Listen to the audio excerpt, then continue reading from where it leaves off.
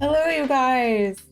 Thank you so much for coming. I will be talking about writing spicy scenes and intimate scenes. All right, let's get started. So for those who don't know me, my name is Catherine LaCroix, but you also know me as one half of Double Blinds with Rye.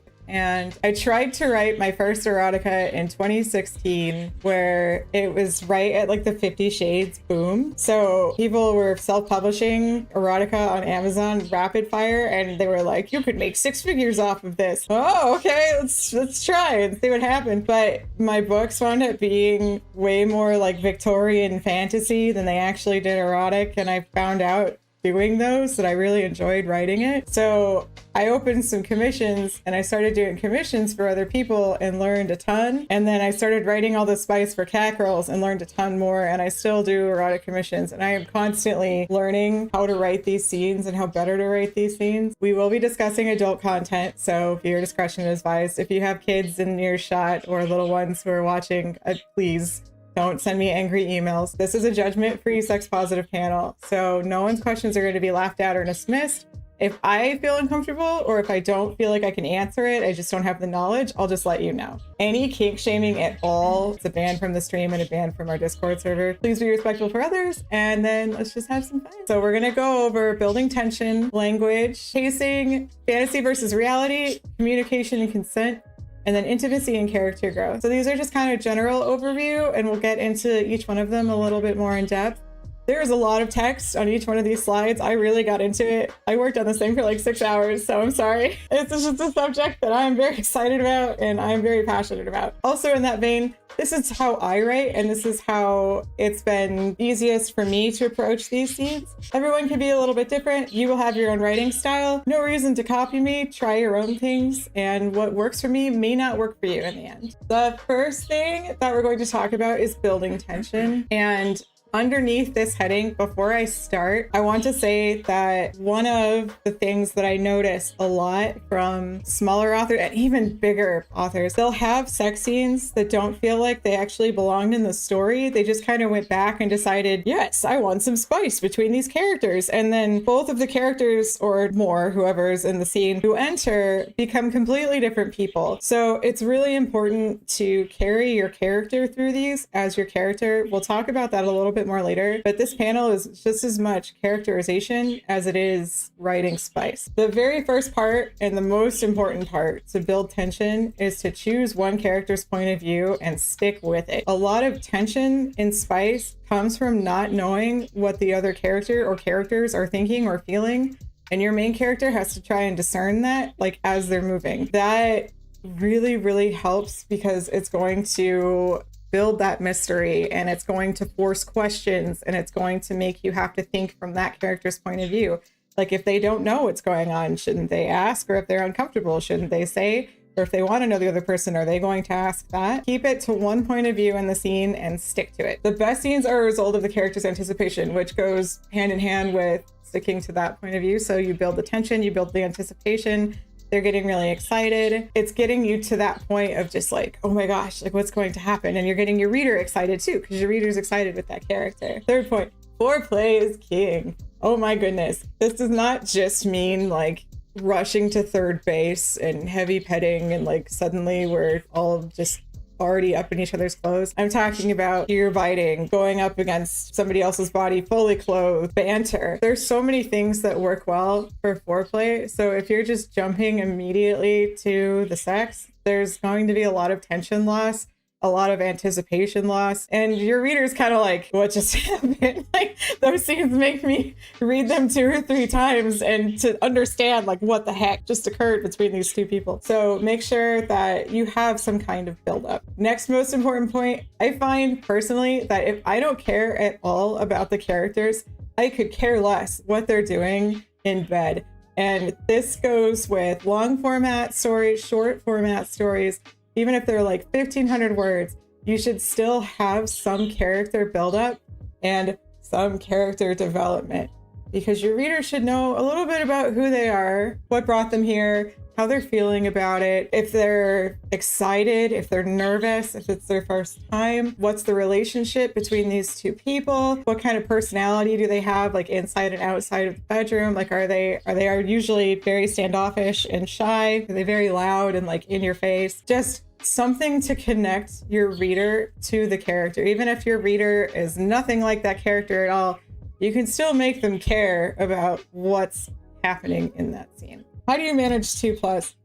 It's a great question. Anything over 2 gets really wild. My first 2 books had thruples as like a thing in the world called a ring. So relationships had 3 people. And it's a very careful balance of still sticking with one character, but describing what the other 2 characters are doing, plus the other sensations. 3 or more character chapters wind up being really long, because you have to give them time to like resolve everything. And we'll talk about chapter length a little bit later, but I'll tell you kind of like what I described too when I show you a few examples. But you really want to make sure that you're hitting each character and feeling that they're represented, unless it's, you know, like a cuckold situation where it's just one person sitting there and then you can mention that they're watching every so often. So it depends on the context and what you're writing. How do you write foreplay?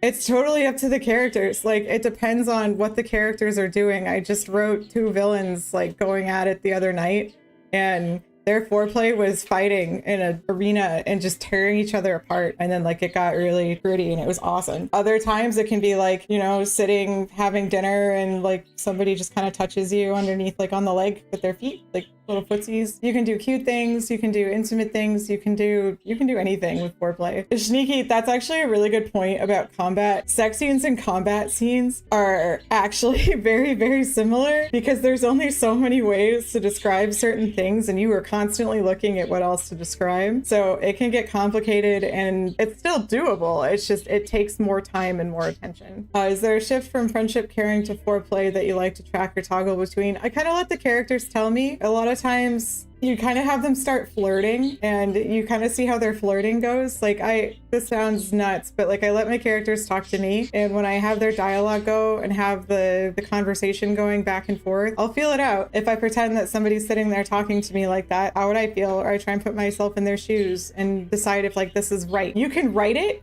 like write that next part, and if it feels like it's a jump the next time you come back and edit, then you kind of add a little bit more. So it's just a constant playing with it until you're happy. Because there's not really a 5-step program to writing like really good sex scenes. You just kind of learn the things that you want to add and take away and what feels smooth. I'm going to hop to the next slide because we're going to talk about language. This is so important. We're going to be on this slide for a few minutes. In my experience, intimate scenes are the hardest pieces of fiction to write well, hands down. It just takes practice. It just takes writing them a bunch.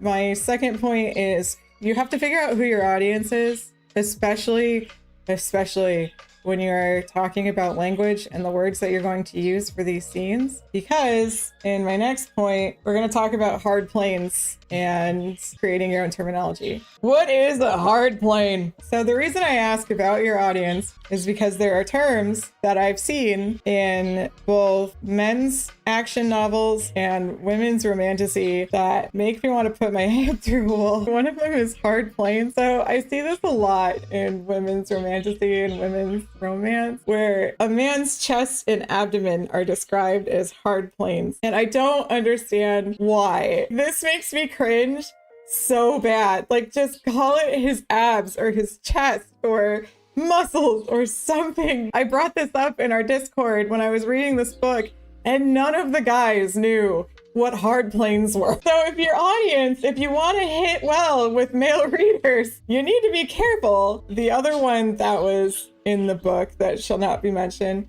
was worshiping at her altar, which was just the term for giving her oral. And every time it came up, I snickered, like every single time. I tried to accept it as like, this is just this world. This is just what this world means and needs and does and whatever. But I couldn't, like I could not follow this phrase at all. On the other end of the spectrum, I have read a lot of men's fiction that talks about things like ball slapping, just descriptors that, I'm sorry, I don't think any female like wants to read that. Like we kind of go, like, yeah, it happens, but is that really what you're focusing on? So be really careful of using these kinds of terms. I totally am all for like having a raunchy scene, but there's ways to do it that don't make you like cringe. Please, no hard planes, no worshiping at altars, no ball slapping.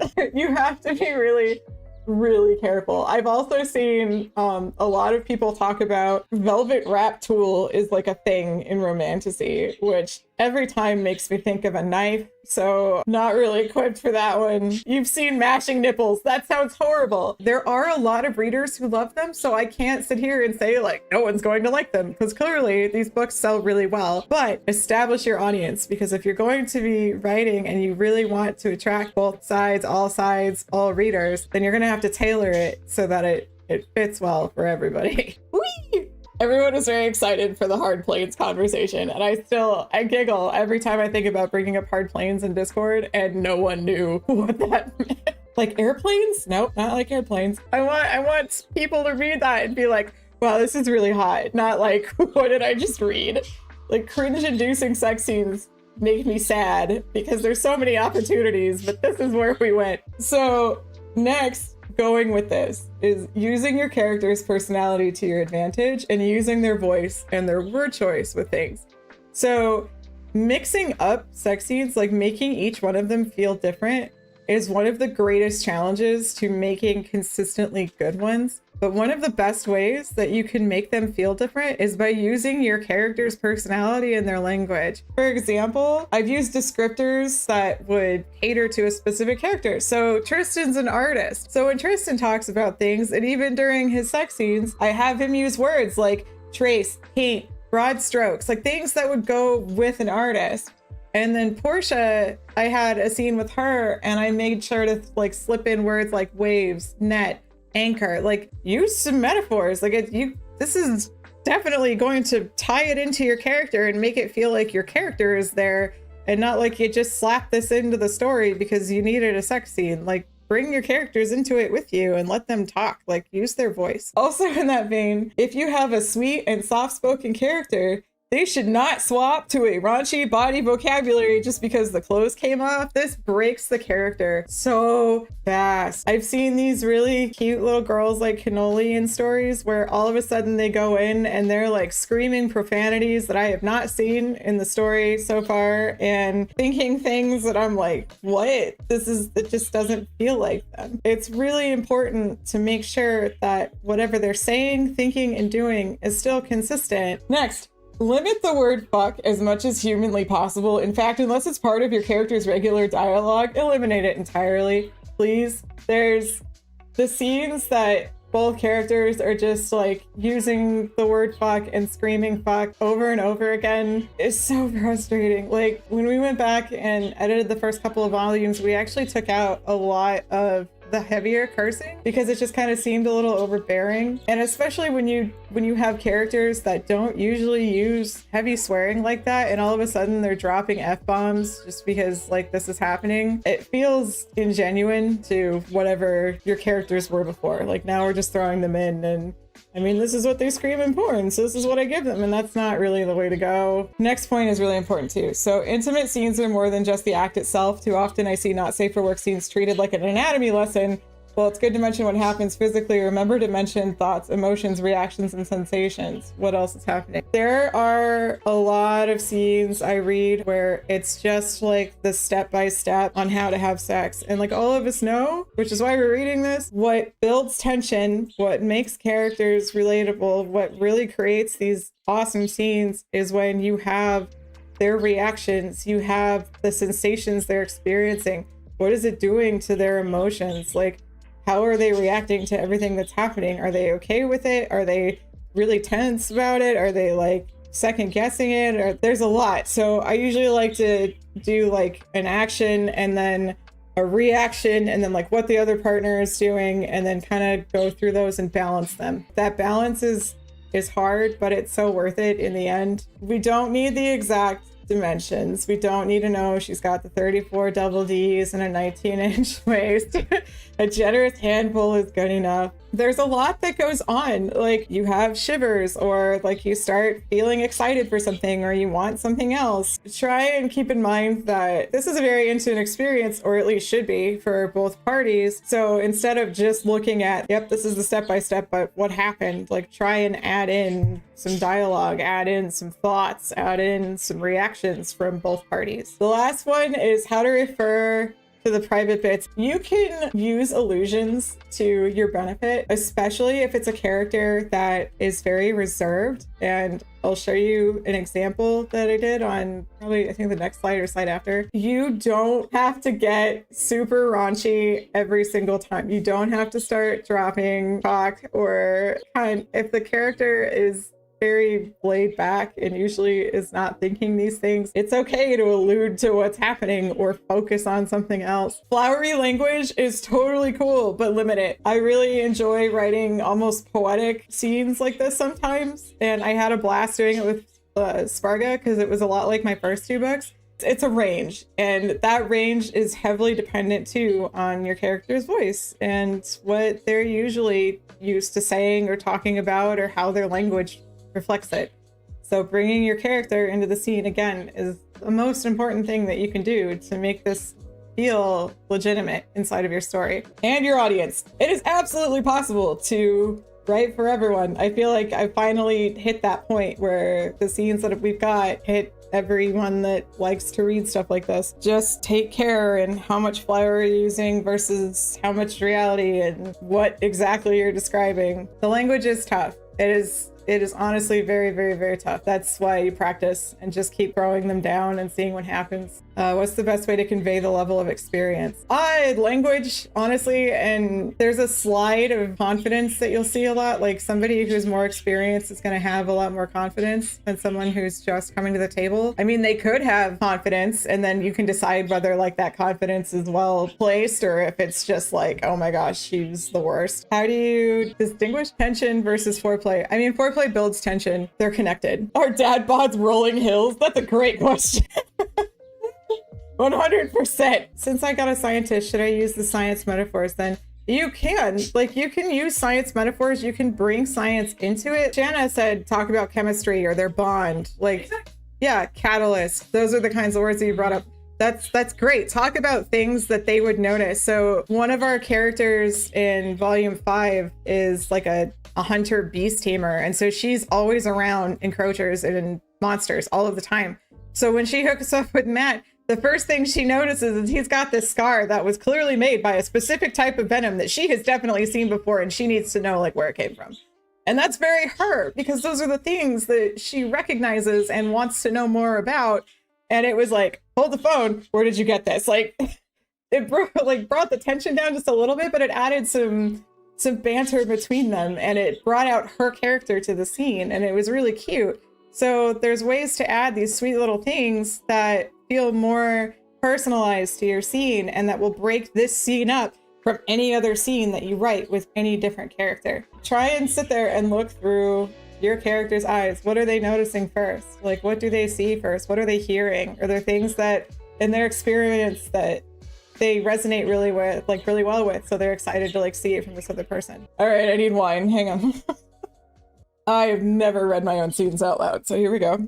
I get so embarrassed. Okay, Carla in Lich was one of the Valentine's Day one-shots that I did for Carmine. Carla is a priestess. She's a priest of the undead, and Lich is a Lich. So I was very careful not to use like any raunchy language with her at all for the whole commission, even during the sex part, because it didn't feel like it fit. Like, her to just suddenly shift would not have felt right to me. Even in the little part that I'm including, you'll be able to tell like what's going on, but I don't actually explicitly say it where some other characters might. But I wanted hers to be more of an illusion, and less raunchy because she's a priestess, and that's not how I read her. She was very kind and sweet and wanted the best and was very excited to like see her lover again, so it didn't make sense for her to just turn full bore and go nuts. She always keeps her faith. There's no reason that she would suddenly just strip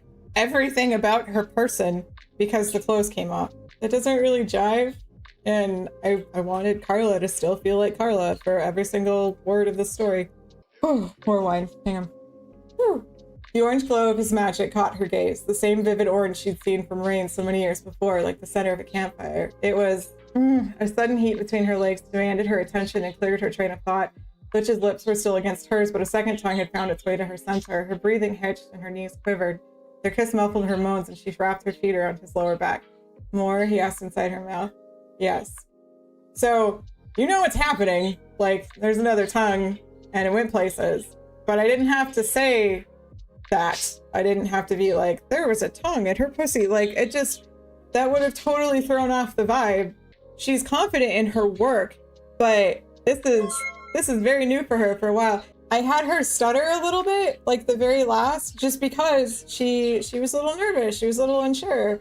And that's okay. A little bit of stuttering helps. A little bit of like hesitation, pausing. Like these are just things that build the tension. And for Carla, she was looking for things to recognize Lich by. His orange glow, like his magic was something that she knew.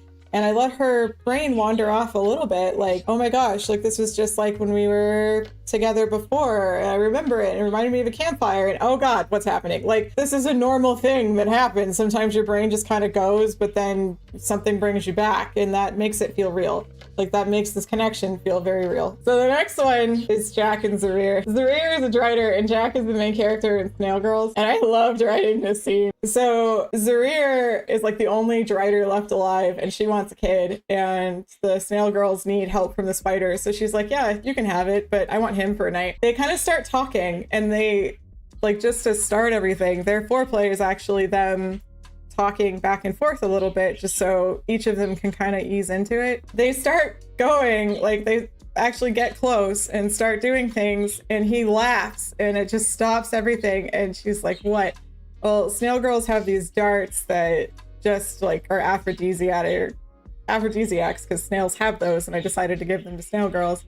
And he's like, I don't remember the last time I've done this without being darted. And it was just like a really cute moment between them that broke the tension a little bit, but it built that bond between them. Communication builds bonds, which is really, really important throughout sex, throughout the relationship, throughout everything.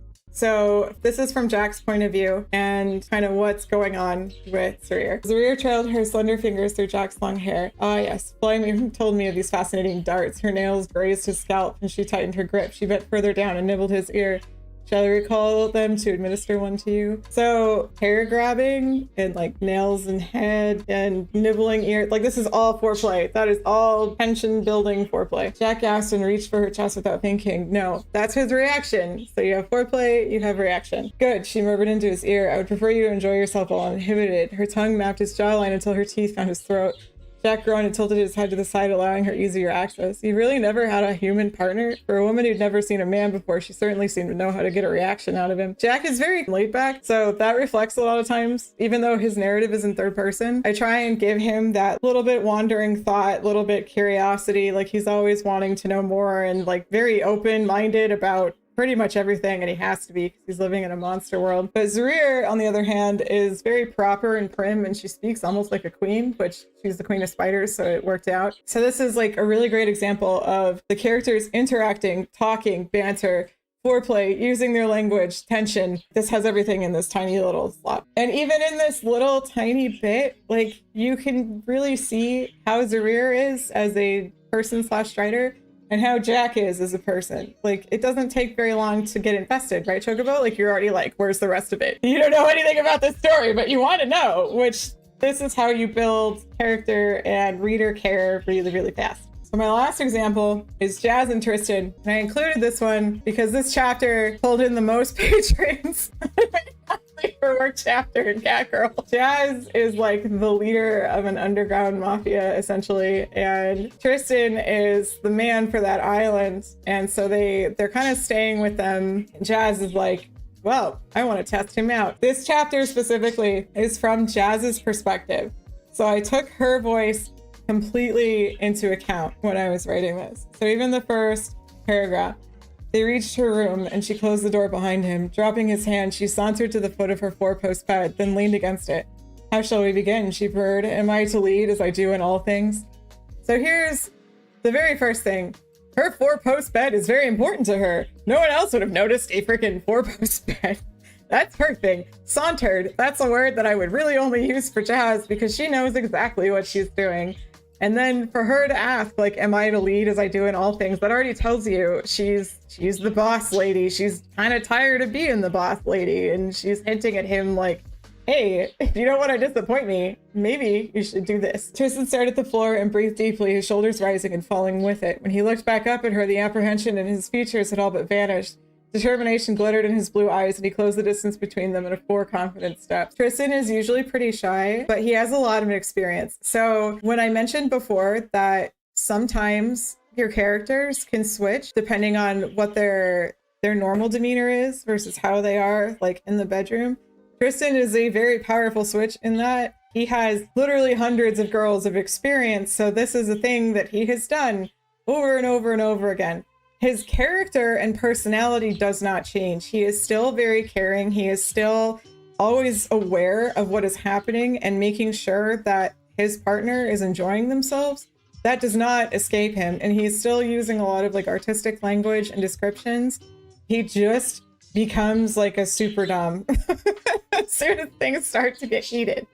So it's okay if your character has that experience and swaps. Like, it's understandable because, like we said, like Tristan has that experience. He's allowed to be confident in this. Like he knows what he's doing. And as soon as things start, it's like, oh, nope, I know where it's going. Let's go. Ah, there's a carnal side to you after all, Jazz murmured. I was beginning to wander.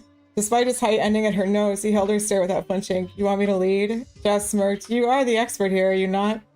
Tristan reached for the leather belt holding her shorts to her hips, unlatched the clasp and pulled it free in one smooth motion. As you wish, said. When you start these scenes, it's really fun to describe however they're like stripping each other down, honestly, whether it's tearing clothes off, going piece by piece, belt, shorts, top, bra. Sometimes like you don't, you just take the skirt, whatever. So that though, like just that act can already set up how that scene is going to go. Is it very fast? Are they going slow? Are they taking their time? That's a really great and easy way to set the scene and decide how your characters are going to react to each other. Especially this chapter, they go back and forth a lot on dominance because that's just who they are as people. So like that belt travels around the whole freaking room at some point. So you can use these things to your advantage. Oh my god, I did it. I read them. Here's one more. It's fine. Pacing. So in sex scenes, you need to make every single sentence count. If it's not building character, tension, or moving the scene forward, get rid of it or adjust it so that it does. I live and die by this rule. I will not get off this hill. This is so important for pacing. It doesn't matter if it's a really long scene or if it's a really short scene. Pacing and making all of what you're saying important is what will keep your reader, what will keep your tension, what will keep the scene going. You can say a lot with very little and trust your reader to take away exactly what you intended with saying a lot with very little. So in this scene, this is like right after they were fighting and then like they just kind of tackle one another. My king, he choked her again, moving his mouth from her chest to her lips. Magni, who corrected against her skin. So just that sentence, if you've read the story at all, Magni is very, very much like King Magni. Like he will correct it without question. So the fact that he corrected her to like say his name says a lot about his character, about Sunrai, about their relationship, about their history, about what's happening in the scene. And he said that in one word. I didn't need to go in there. This is from Magni's point of view, but I didn't need to him to say like he wanted her to think of him like a. I see this all the time. He needed her to see that like you don't explain, like let your reader think on it, let them sit on it, let them read it again and go, wow, that's really big for him. Let them feel your characters out too. Sunray leaned into his grasp and bit his lower lip. Her gaze exuded a challenge that her words could not. He closed his eyes and plunged his tongue between her teeth, stealing what remained of her breath from her throat. Then he let her writhe against him for just a few more heartbeats. I have never done those ellipses like that. I really love how they came out. Be really careful on ellipsis use and over punctuating. I just watched a review on a very popular series right now, and apparently there's a lot of like this where every single word has a period after it to like punctuate it. Every so often, stuff like that is great. It's a visual, it cues your reader, it sets the tone, but it should be sprinkled in the many, many sex scenes I have written for Cat Girls. I have never done this, but for here, like right in this scene, it felt so correct and it felt so great and I love it, but I won't likely use it again probably ever. It's very him, like it's very his character. He wants to be in control. He wants to hold on to that and loves like every second that it's happening. Chocobo, I know he had asked me like how long a scene should be. And I have scenes that run from 1,800 words to 5,000 words. So the hot spring scene has like 5 characters in it. And I think that chapter hit like over 5,000 words just because of there was 5 characters in it. And I had to make sure that everyone was having a good time somewhere. The pacing is really determined by your characters and by what you are trying to accomplish. Is there a limit on how long your words needed? I don't think so. As long as you're going through and reading it and going, yes, this sentence builds character, builds tension, moves the scene forward. If your pacing feels like it's good, then it's good. And my first point, I don't really include dialogue too much, but we'll talk about that a little bit. So obviously, like sounds and reactions, that's still like dialogue noises can still count as like a character reaction and still important for developing what they're feeling in that moment.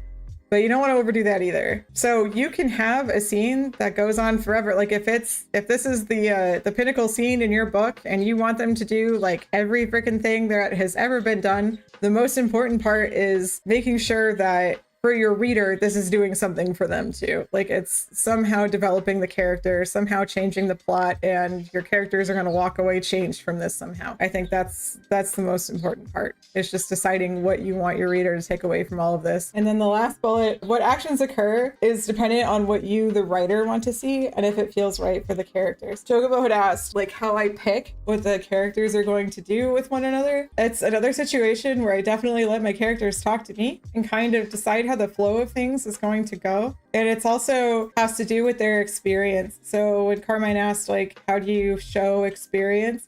That's a really great way, is to kind of limit what they're comfortable with doing or what they're able to do, or if this is a very first time for either one of them, make that a conversation and bring it up because that makes them feel more human.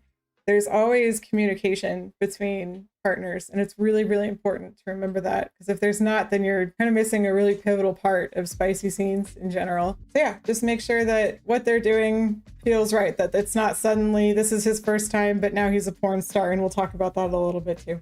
How is everyone so far? Still doing good? I always get a little nervous because I know this is a very sensitive topic for a lot of writers, a lot of readers, but it's something that I'm very passionate about and I care about, and I feel like, myself included, we can always do better. Like it's worth practicing, it's worth perfecting. It's, if you want to make it part of your story, it's worth it to work and make it part of your story and not just slapped in there. Yeah, I take this very seriously, and especially writing for clients, I found that getting myself in their character's headspace and making sure that it's very specific to their character is so important. So hopping right into communication, I've said it a couple times, but it's imperative for trust between characters. Every single intimate scene should have dialogue and should let your characters talk.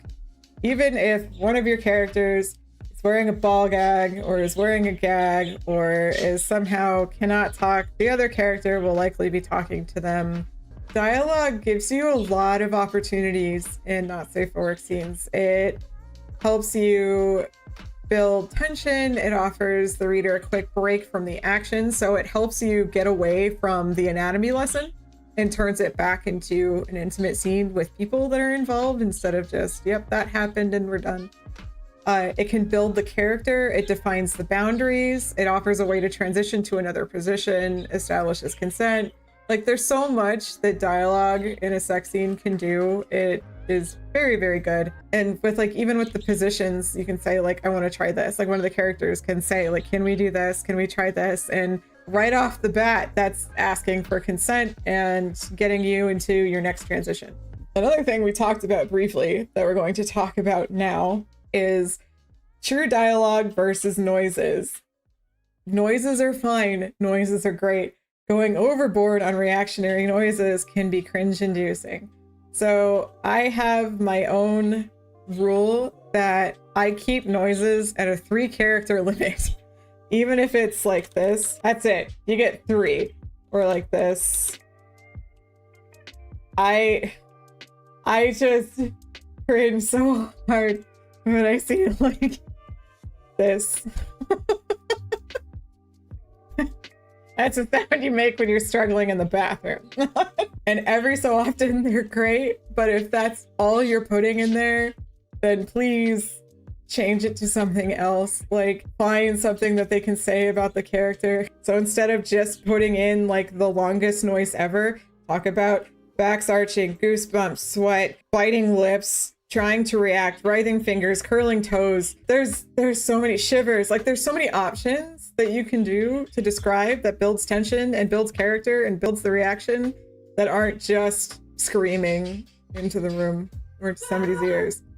This is the same bucket of way too many noises and the hard planes and the worshiping in altars. Also, how big and so tight.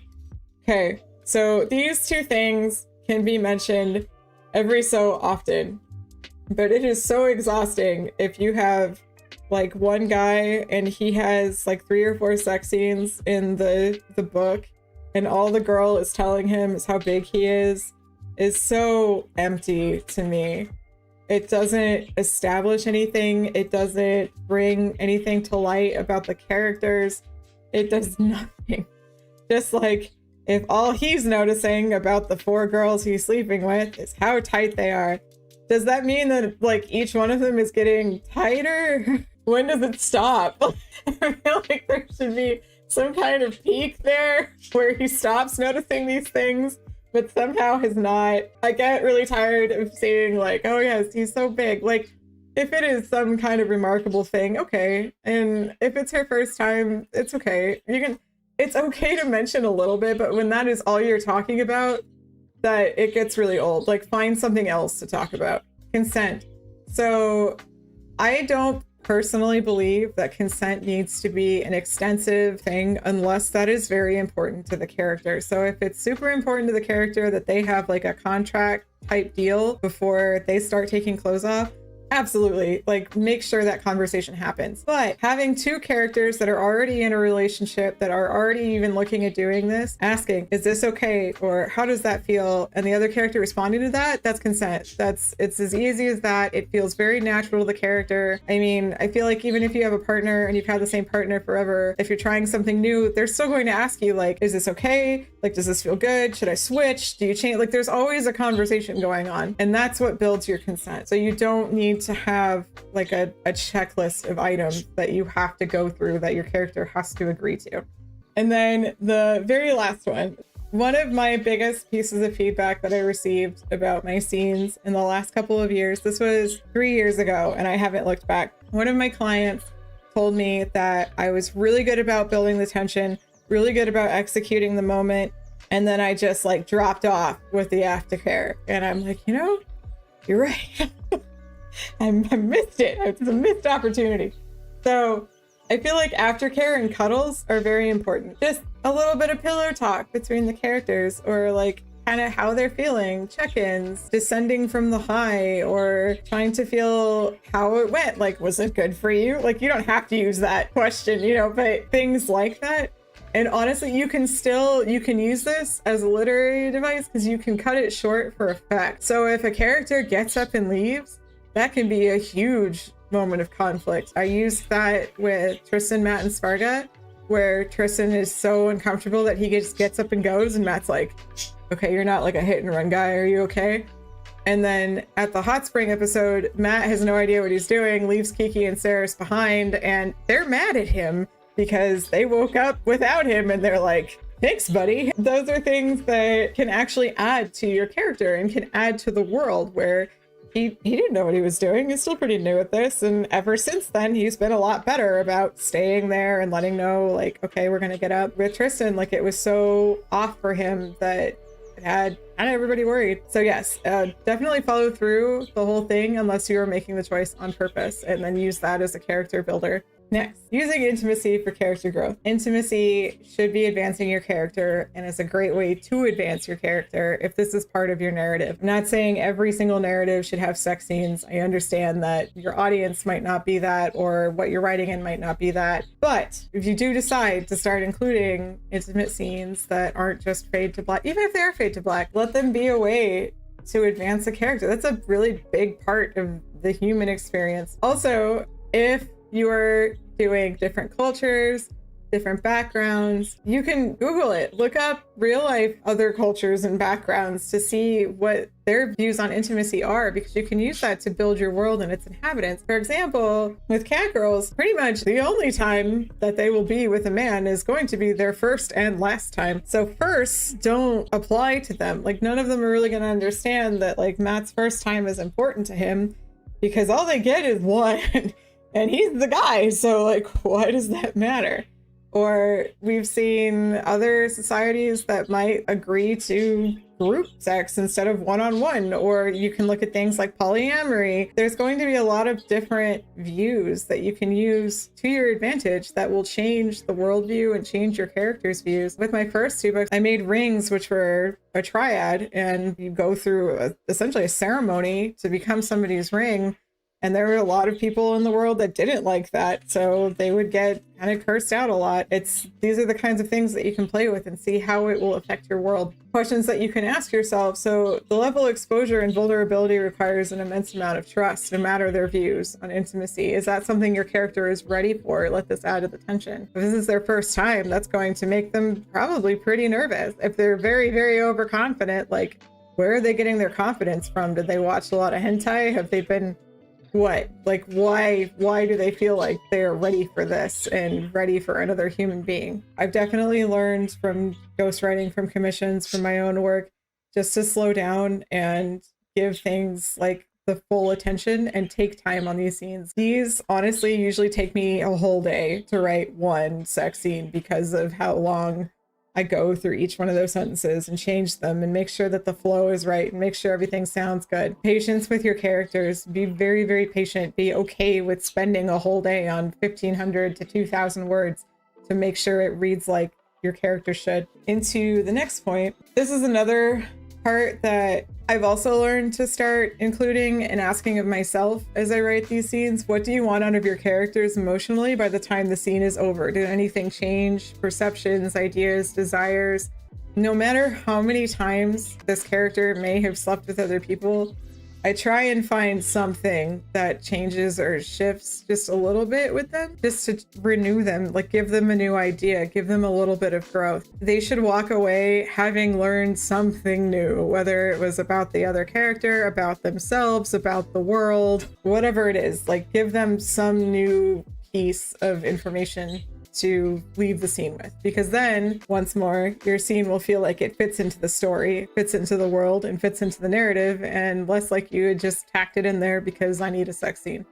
It'll feel more like the characters actually wanted this, which is what you want. How someone's first time goes can impact or warp the perception of the world at large. This ties in with the consent part. If somebody does not have consent on their first round, that can absolutely twist how they look at the world and how they feel about intimacy as a whole. My example is Matt with Yomi versus Matt with Sphere at the end of volume 1. Matt had his consent taken away from him, and that has a very, very long-lasting impact on him. Saphira, she's very healing, and her scene with him is very healing, and it's very sweet. As we see Matt go along in the other books, he always wants control. He's uncomfortable losing control, and that's because he doesn't want that to happen again. So I let that affect his character and be a huge part of his character, and it shows in like every scene that he has. He's not comfortable with just like letting someone else run the show, And these are the kinds of things that you can use to your advantage with the character growth. I'm not saying obviously let all of your characters let this happen. It was more than that with her, but as an example, maybe they had a really awesome first time and then everything after that really sucked. I had one commission where her first time is actually really disappointing and then her second time is awesome, and then she's like chasing that high forever and it's driving her insane. So you can absolutely run with that. There's continuity there. They grow, they heal, they can be traumatized, they can swear off intimacy forever, they can swear off romance forever. And then the last bullet point has tropes that I am personally not a fan of. And again, there are readers for this all over the place and it's great. These are just my personal, I don't care for them. First off is the instant Chad. The instant Chad refer to a few things. First and foremost, when you have a version that shows up in another world or just starts like getting girls, and this like 18-year-old guy has never had a partner in his life, but he is like the best thing in bed. And I've seen it on both sides, but I mostly see it with male characters. And that just floors me because it's impossible. So please, let your characters experience things. Also, where harem, usually with guys, he shows up and all of the girls are falling all over him, even though he has no idea how to manage any kind of relationship. It's part of the skill tree. Oh, I've been missing this all along. I didn't know. That makes so much. There's a Chad, instant Chad skill tree. That's awesome. Second trope I am really not a fan of are villains whose villainy relies solely on sexual assault. That is the whole reason they are villains. There are many, many, many reasons that someone can be a villain, and it doesn't have to be this. And I see this happen a lot with guy villains who just like take all kinds of girl characters and do what they want with them. And I'm like, can they do something else?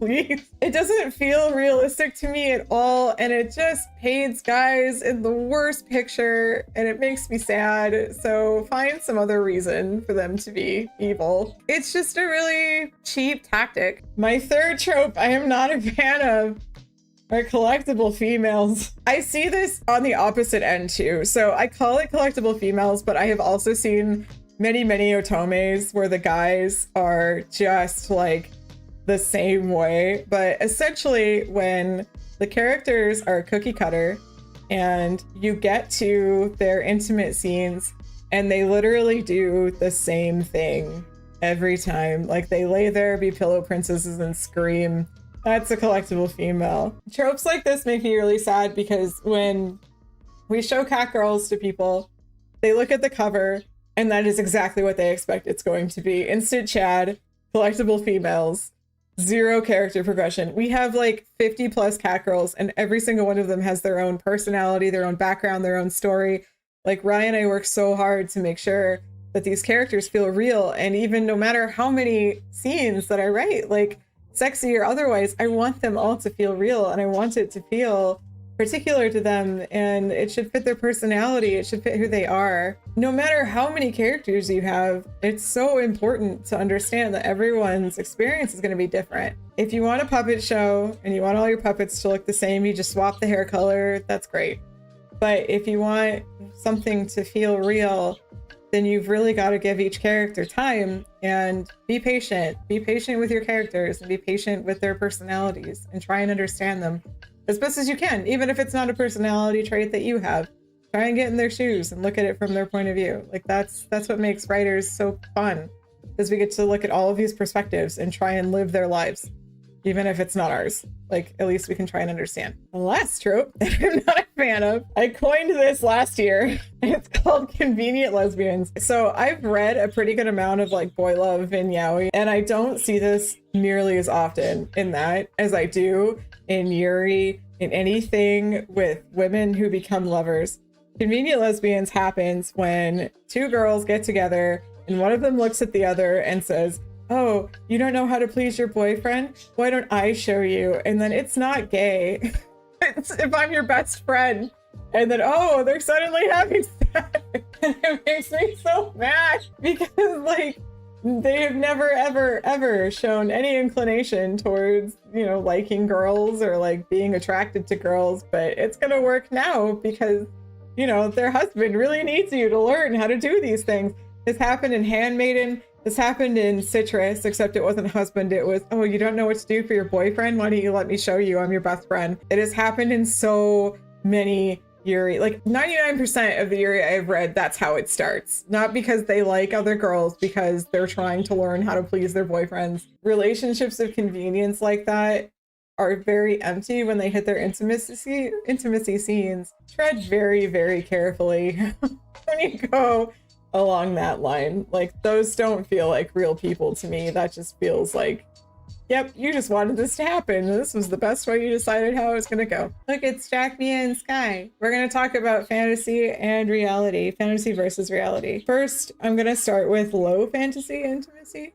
So by low fantasy, I mean more realistic, like Victorian, romantasy, just kind of typical stuff. For me, when writing any scene at all, I find that it's good to tread a line between hentai and reality, or like porn and reality, like not swinging one direction or the other. For example, like people getting together in showers or pools, like this actually does not work well in like positions that you're like, I don't think my body could go into that, but you've seen it somewhere. Like, it can be fun to write those in, and like people like to see stuff like that. So it's okay to sprinkle that in, as long as you are not, once again, going into he's like 14 inches long and that's all we're going to talk about today. Try and go between, like, find elements that you like about fantasy and find elements that you like about reality and write that, because the more realistic elements that you can add, the more real the scene is going to feel. Next point in human versus human that is important to understand, and also treading the line between hentai and reality,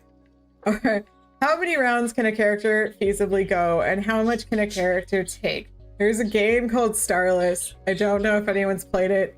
Don't suggest it if you haven't. It's an eroge. But one of the first scenes, this guy comes like 9 times in the first scene. And by the 7th time, I'm just sitting there like, I feel really bad for the cleaning lady. So before you decide that your Insta chat can come like 9 times, consider the cleaning lady. Feel out whether that feels real or if that is something that your character can feasibly do. And on the other side, how much can a character take? It starts to hurt at some point. Yes. If your guy has like a monster-sized cock, it's not going to be fun for a super long time. So be nice to your girls, because your girl is going to read that and be like, Again, ask who your audience is. Like, be aware of who your audience is, and if you want this to feel more real, or if you want it to feel just totally out of this world, then that's fine too. But that's, again, my takeaway from it. The third point, add elements that can help it feel real. With the Tristan and Sparga scene, Tristan asks her, like, can I go get you some water? And she's like, how long is this gonna take? Just adding little elements that feel natural, or feel like, yeah, at some point I would need a break, or I would need to take a minute and like go get some water, that help. Putting these things in that gives your characters a little bit of that tension break, adds a little bit of human, like the human element to it, and humor, that will make the scenes feel more realistic at the end of the day. And lastly, for low fantasy intimacy, don't worry about adding a ton of fetish material. I've had people ask me like, oh, well, should I add this, the other thing? Whatever you feel like you're comfortable with and your characters are comfortable with at that time. Vanilla can still read exciting and tense.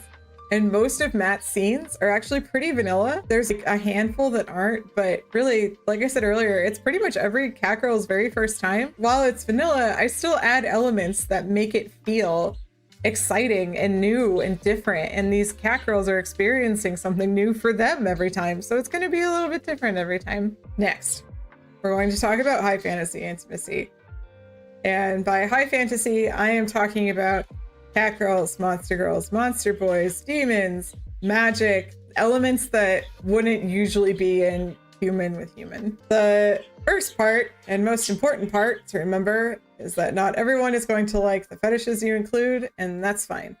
Every person has a hard no list, and it is to be respected as much as their kink list. It's just not what they read, and that doesn't make you a bad writer, and it doesn't make it a bad story. It's just not what that person reads. So it's okay, write what you want. There will be an audience. You will find an audience. Next, if you are adding monster girls or monster boys, consider researching their species a little if based on something in reality, like snails. Snail girls started as a joke, and then I started like researching snails, and oh my god, they have magic love darts that they just shoot at each other to like get each other horny, and that's amazing. And they move at a certain speed and they sleep at crazy hours. So I went and I found all of these snail facts and I plugged them into snail girls. They have like different shell types, and there's underwater and above water, and there's so much that I could use to build this crazy fucking snail girl world. So if you have a monster girl or a monster boy that is based in a realistic species, look them up. See what you can use. Use their monster features to your advantage, like the love darts. Cat girls, I use their tails. I was really surprised to see that there's a lot of cat girl literature and we just ignore that they have tails, and how dare they. And then the last one is magic. I've had a few people ask if you can include magic to intimate scenes. Oh yes, yes, absolutely. You can infuse items, fingers, limbs, tongues, whatever you want with magic. You can heat a room, use a potion, cast a spell. Like, we've had a couple of magic users and cat girls that I could play with, and I was just like, yeah, let's see what I can do with this. And stuff like that, once again, will help you change up the scenes as you go along. Like, the longer your series goes, the more you're going to be looking for things that will change how the scenes read. So if you can grab on to stuff like magic, yes, by all means. I got to help with the scene between Tristan and Aaliyah is his like magic mentor. So I had her push her magic like to her fingertips and to her tongue, and it created kind of like an electric feeling wherever she touched. I turned it into a sensation. In my examples, you could also do potions. Like I think we've joked about like aphrodisiac potions. So that's how you turn it into something that makes sense. When you're already in a high fantasy world and you have your reader accepting these different things, like snail girls exist, it's a lot easier to introduce concepts of magic and to like put magic into your intimacy scenes, rather than if you were just human the whole time. We have been human the whole time and suddenly there's magic and intimacy. It's going to be a lot harder to swallow, if that makes sense. So here's the most lewd slide in my whole thing, because this is really important. The character scenes and situations you explore do not define you. It is okay to write new things. It's okay to write spicy scenes and go a little wild. You are still awesome. You are still you. You have not changed. It's okay if you want to try to write down something that's a little darker than usual. It's okay if you woke up this morning and you were like, tentacle monsters sound fun. Please don't think that you are a different person because you decided that you wanted to try a new fetish. Everyone has hard nose, and it's important to respect the hard nose, and it's important to respect other people's fetishes. So whatever you want to write, creator is not defined by the creation. So there's 3 big fetishes that no publisher will publish, including Amazon, Barnes & Noble, Kobo, Draft2Digital. The 3 big no's are incest, bestiality, and underage. Those are the 3 things that you will be very, very, very, very hard pressed to publish officially anywhere, like even if you're an independent publisher. But I mean, hell, even if you write those, Scribble Hub eats them up, AO3 eats them up, so there will always be like someone to read these things if that's what you're into, and I am not here to judge you. I'm just here to say like what you can feasibly publish. Terma said I was a little nervous about that when I first started writing, thinking about writing and stuff. Terma, don't worry. Like honestly, all of us feel those nerves and feel that fear. There was very, very long time where I would not write intimacy unless I had like a whole bottle of wine, and then I would sit down and just start hashing it out. Now I can write them sober, even though right now like reading them out loud takes some wine, and I am redder than a tomato doing all of this. I feel like it's really important to be okay with trying it, because even at the end of the day, you don't have to share it with anyone if you just want to practice and if you just want to try it and see where it goes, and then you want to kind of edit it later or try another scene. Being nervous is okay, but don't be like embarrassed thinking about writing intimacy and stuff. Please like push yourself a little bit. Keep trying things. You might find something that you absolutely love and you had no idea that you were going to be cool with. So it's worth it. And it's good practice at the end of the day, because you learn new things. You learn how to put your character into new situations, but still bring the character with you instead of creating a puppet show. See, your story is awesome. There's always an audience. It's worth it to keep pushing. For a character who has been injured or maimed, how would you approach writing their journey towards intimacy? Would their experiences change the nature or pace of romance in their narrative? First of all, it depends on how deeply their injury is. The scene with Matt and Jeannie, the girl who was like, what is this scar and what gave you this venom? Matt recently like punched a wall and like only had use of his one hand, and I'm like, challenge accepted. He still found control of the situation and he still managed to top it. He just figured it out around his hand. When adrenaline hits you, pain kind of stops. So you don't have to really worry about whatever is hurting at that moment.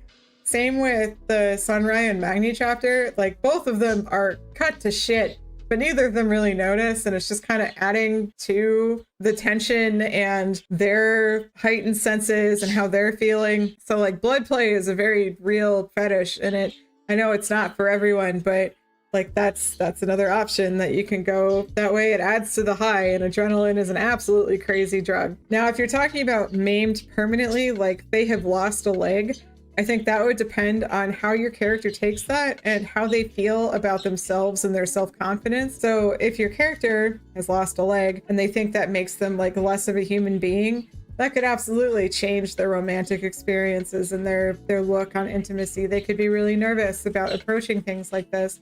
They could be worried that they won't be seen as like a whole person. Can you share examples where intimacy leads to a profound personal change? Yeah, Matt is like the walking example of that. I think you see how he reacts to Yomi, then how he reacts to Myron, then his healing with Saphira, and then like after that, he still like needs control, but he has a more healthy approach to intimacy in general.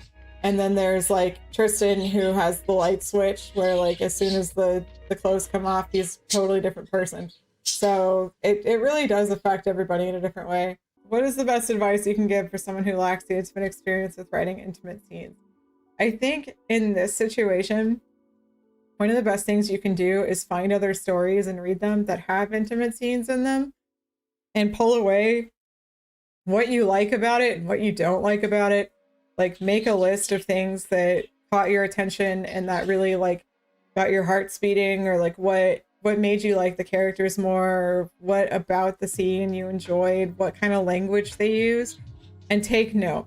Like, I have never fought in a war before, but I will go and read plenty of books that have scenes like that to understand combat and how it plays out and like what people are doing in these fight scenes. I've never taken a sword to somebody either, and I've never killed a dragon, but I still try and go through other stories and other books and make note of things that I like. And I think that you can do that with intimate scenes too.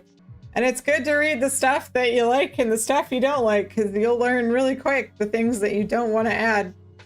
And you all are amazing for coming and hanging and asking beautiful questions. And I appreciate you a ton. And I will talk to you soon. Please have a wonderful rest of your night.